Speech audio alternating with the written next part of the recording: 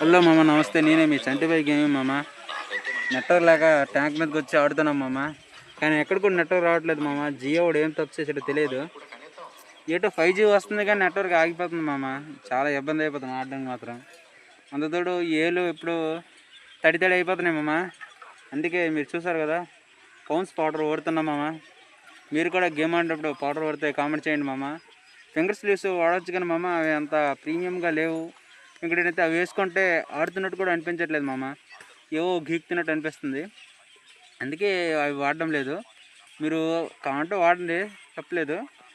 Pounce powder మాత్రం use చేయండి మామ. ఎప్పుడు మీకు ఆడినప్పుడు స్మూత్గా గేమ్ ఆడాలంటే పౌన్స్ పౌడర్ ఉండాలి. పౌన్స్ పౌడర్ మనకి మెయిన్.